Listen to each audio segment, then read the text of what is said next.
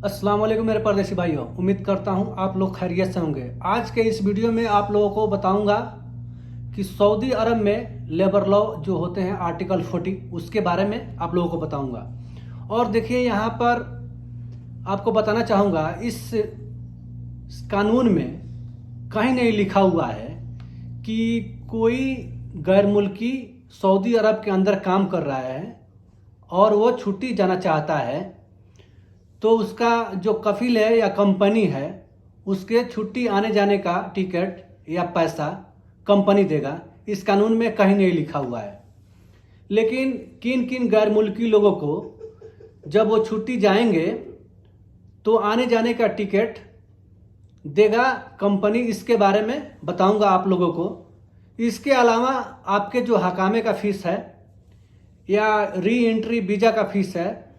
या आपके work permit जो बनता है उसका फीस है या नकल कफाला आप करते हैं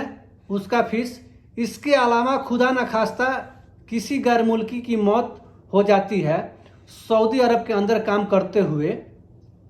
तो उसकी डेड बॉडी को कौन पहुंचाएगा, किसकी जिम्मेवारी होगी। आप मान लीजिए कोई इंडिया से हो, कोई पाकिस्तान से हो, कोई बांग्लादेश से हो या किसी भी कंट्री से ताल्लुक़ रखता है और यहाँ पे उसकी मौत हो जाती है तो इसके डेड बॉडी कौन पहुँचाएगा, उसका जो खर्चा होगा कौन भरेगा। ये सभी चीज़ें जो है इसी कानून में लिखा हुआ है, बताई गई है।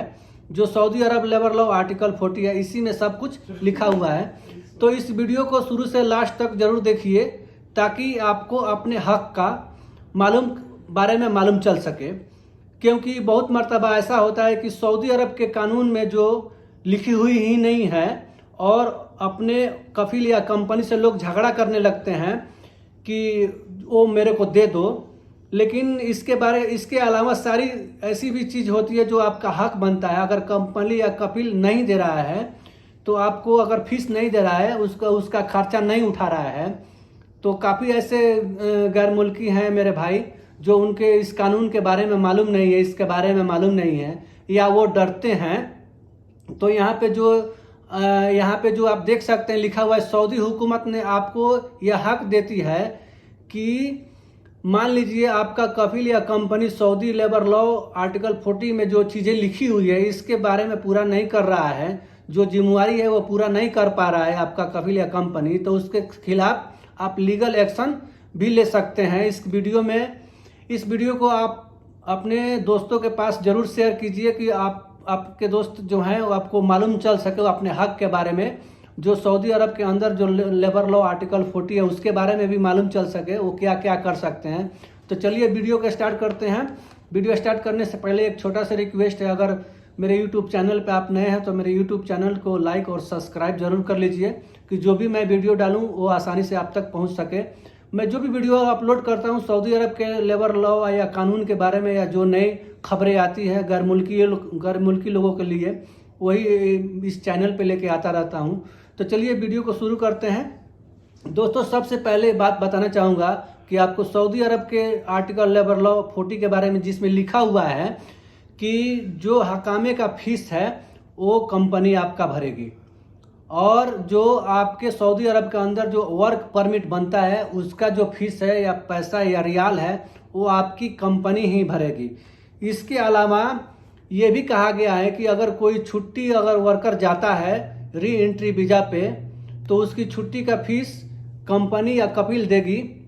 और किस हालात में देगी ये भी आप लोगों को मैं बताना चाहूँगा। जैसे आप लोग किसी कंपनी में या कफिल के यहाँ जब एग्रीमेंट साइन करते हैं तो उसमें लिखा होना चाहिए कि री एंट्री वीज़ा, आने जाने का छुट्टी और पैसा का टिकट आपकी कंपनी देगी, लिखा हुआ होगा तब आपको कंपनी देगी। अगर नहीं लिखा हुआ है तो ये आर्टिकल 40 लेबर लॉ में कहीं नहीं लिखा हुआ है कि आपकी कंपनी आपको देगी ये पैसा।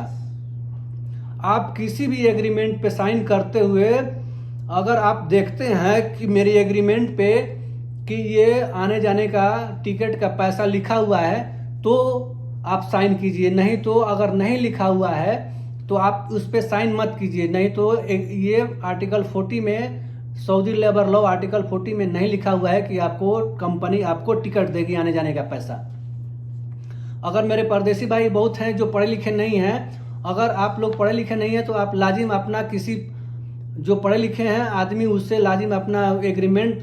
चेक करवाइए, पढ़वाइए, उसके बाद आप साइन कीजिए कि उसमें लिखा हुआ है कि नहीं कि आने जाने का टिकट कंपनी देगी। अगर नहीं लिखा होगा तो आपको ये हक नहीं बनता है कि कंपनी से टिकट लें या आने जाने का पैसा लें, लाजिम लिखा होना चाहिए। तो इसीलिए मैं बोल रहा हूँ कि आप लोग को ये ज़रूर चेक कर लेना चाहिए एक बार, ओके। इसके बाद अलावा यहाँ पे बताया गया है कि जो वर्कर यानी जो गैर मुल्की अगर फाइनल एग्जिट वीज़ा पे जा रहे हैं अपने इंडिया,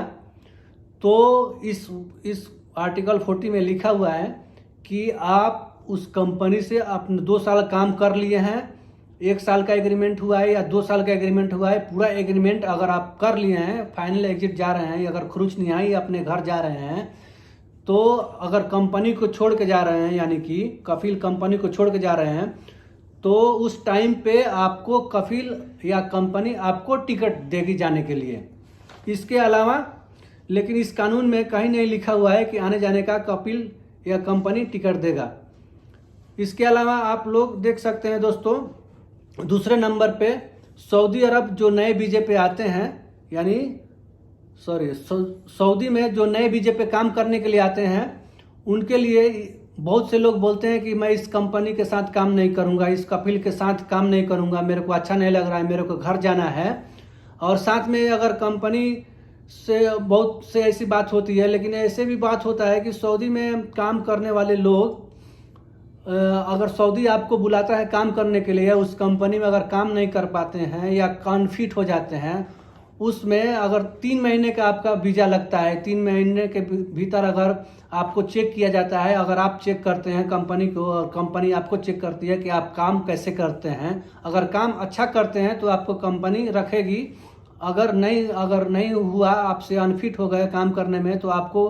भेज सकती है आपको। तो उस टाइम पे आपका सारा पैसा लगाना पड़ेगा,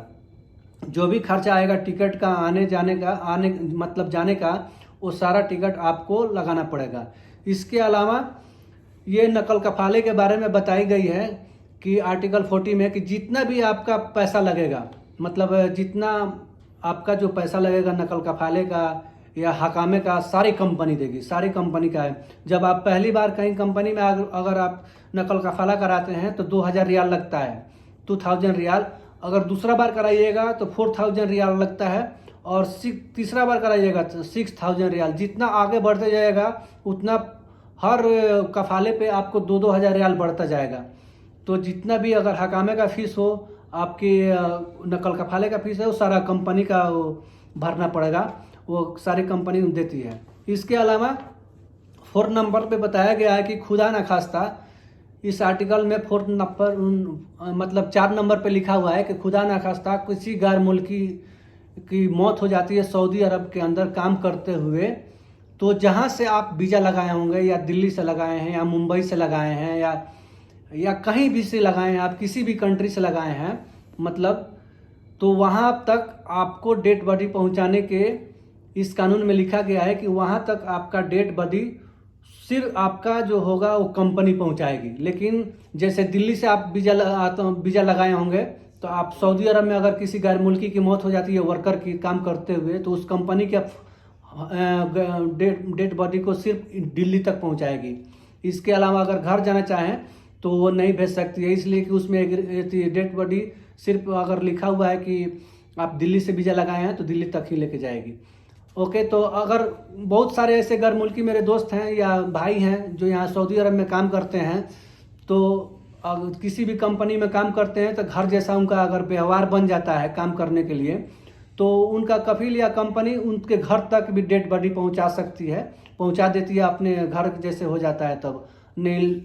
लेकिन आर्टिकल 40 में, सऊदी लेबर लॉ आर्टिकल 40 में ये कहीं नहीं लिखा हुआ है। Okay, thank you. इस वीडियो को देखने के लिए बहुत बहुत शुक्रिया। फिर मिलेंगे नेक्स्ट वीडियो में, तब तक के लिए खुदा हाफिज़। Thank you.